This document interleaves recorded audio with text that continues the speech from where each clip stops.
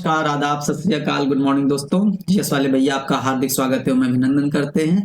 तो दोस्तों हम लोग यहाँ पर जीएस की फुल प्रिपरेशन कराते हैं। जिस किसी भी एग्जाम में जीएस पूछी जाती है काफी हेल्पफुल होता है, क्योंकि दोस्तों हम लोग थ्योरी में ही मल्टीपल टाइम्स रिवीजन करते हैं, एमसीक्यू सॉल्व करते हैं, वन लाइनर सॉल्व करते हैं। तो दोस्तों एग्जाम के लिए बेहद आवश्यक सेशन हमारा हो जाता है दोस्तों। तो दोस्तों हम लोग मौलिक अधिकार पढ़ रहे थे। मौलिक अधिकार में हम लोग समानता का अधिकार, स्वतंत्रता का अधिकार, शोषण के विरुद्ध अधिकार पढ़ चुके थे। अब हम लोगों का चौथा पॉइंट है धर्म की स्वतंत्रता का अधिकार या धार्मिक स्वतंत्रता का अधिकार, अनुच्छेद 25 से 28 दोस्तों। तो दोस्तों अब हम लोग सेशन को आगे बढ़ाते हैं। दोस्तों अनुच्छेद 25 से 28 तक धार्मिक स्वतंत्रता का अधिकार दिया गया है। तो दोस्तों अनुच्छेद 25 में जो महत्वपूर्ण प्रावधान है, क्या किया गया है, ये सारी चीजें हमको जानना जरूरी है।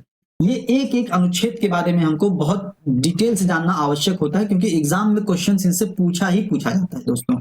तो दोस्तों अनुच्छेद 25 में क्या लिखा है, प्रत्येक व्यक्ति को अंतःकरण की स्वतंत्रता होगी और वो किसी भी धर्म को अबाध रूप से मान सकता है, उसका आचरण कर सकता है और उसको प्रचार करने की भी स्वतंत्रता होगी, लेकिन किसी पर दबाव डाल के प्रचार नहीं कर सकता है, वो है कि नहीं। तो धर्म को वो अपने ही धर्म को अबाध रूप से मानने, अंतःकरण की स्वतंत्रता है, वो मानने की स्वतंत्रता है, आचरण करने की, धार्मिक व्यवहार करने की स्वतंत्रता है, प्रचार प्रसार करने की स्वतंत्रता है। अनुच्छेद 25 में हमको ये ध्यान रखना है दोस्तों, ठीक है। लेकिन इसमें एक निर्बंधन का आधार दिया गया है। मतलब हम लोग पढ़ते ना, मतलब मौलिक अधिकारों की विशेषताओं में कि इस पर युक्त युक्त निर्बंधन है कि नहीं। मौलिक अधिकार सापेक्षिक हैं, मौलिक अधिकार असीमित नहीं है, सीमित और सापेक्षिक है, मतलब निरपेक्ष और असीमित नहीं है मौलिक अधिकार। तो उन पर हर जगह पर यदि इस मौलिक अधिकारों की अति होती है ना, अति का भला न बोलना, अति की भली न चुप,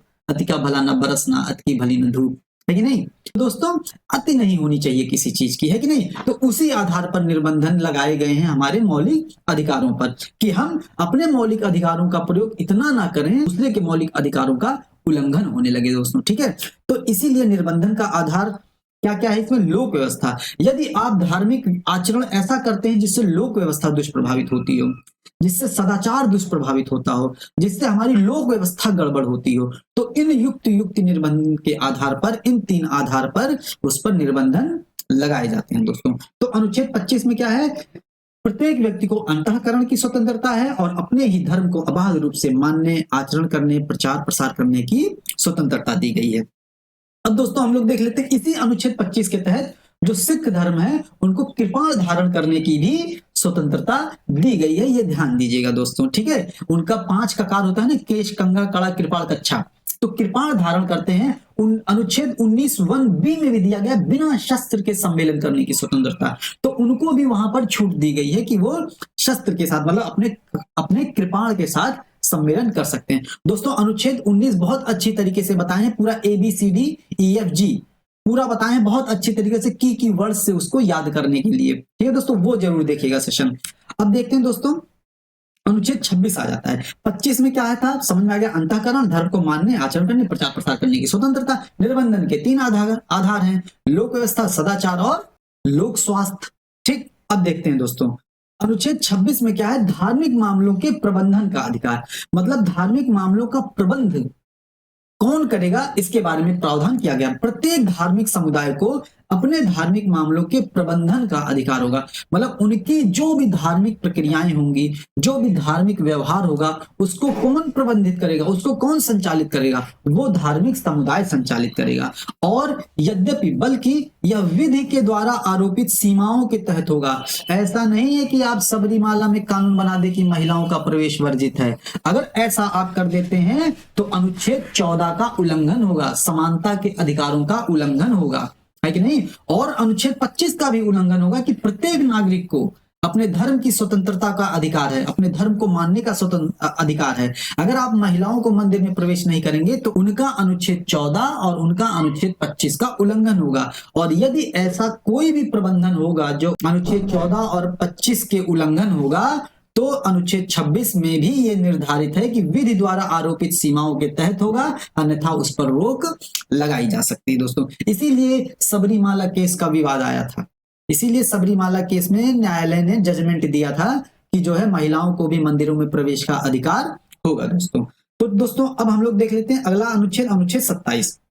अनुच्छेद 27 में कर देने के विषय में स्वतंत्रता दोस्तों, मतलब कर देने के विषय में स्वतंत्रता मतलब कोई भी व्यक्ति यदि अपने आय का कुछ हिस्सा धार्मिक कार्यों में निवेश करता है या धार्मिक कार्यों में लगाता है या धार्मिक उत्थान हेतु खर्च करता है तो उस पर टैक्स नहीं लगेगा, उस पर इनकम टैक्स नहीं लगेगा। कहने का मतलब 27 में कर देने से स्वतंत्रता है।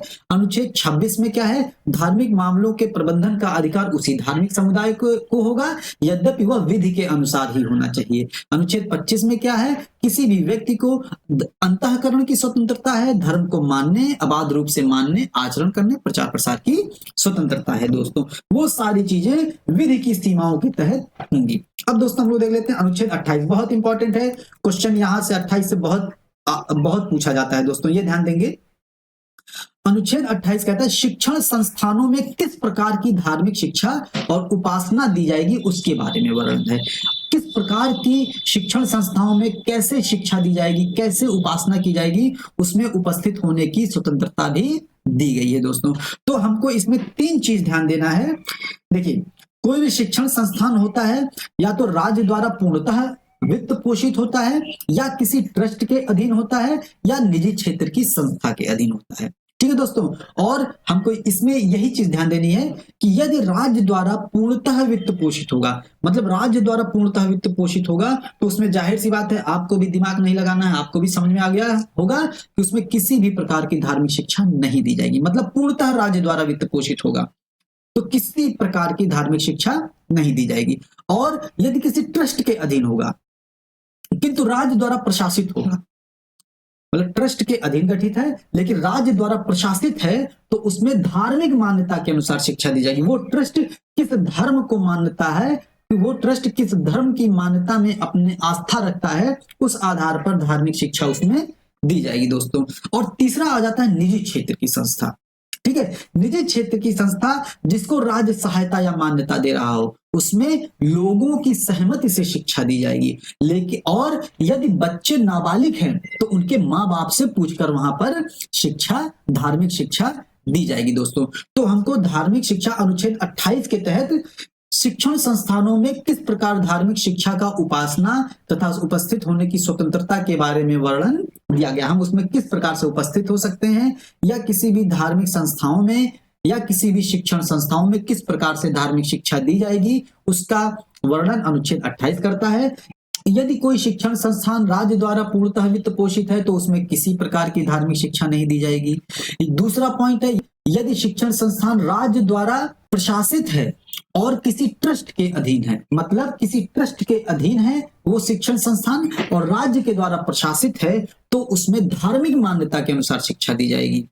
और तीसरा क्राइटेरिया आ जाता है निजी शिक्षण संस्थान यदि राज्य द्वारा प्रशासित है या राज्य द्वारा सहायता है या राज्य द्वारा मान्यता प्राप्त है, तो उनमें लोगों की अनुमति से शिक्षा दी जाएगी, लोगों की सहमति से शिक्षा दी जाएगी। तो दोस्तों उम्मीद करते हैं ये 3 चीज आपको अच्छा लगा होगा, पसंद आया होगा और समझ में भी आया होगा। तो दोस्तों इसी के साथ इस सेशन को समाप्त किया जाता है। धार्मिक शिक्षा का अधिकार आपको बहुत अच्छी तरीके से समझ में आ गया होगा, और अगर समझ में आ गया होगा तो चैनल को लाइक कीजिएगा, शेयर कीजिएगा, सब्सक्राइब कीजिएगा। हम लोग दोस्तों मिलते हैं अगले सेशन में। जय हिंद, जय भारत।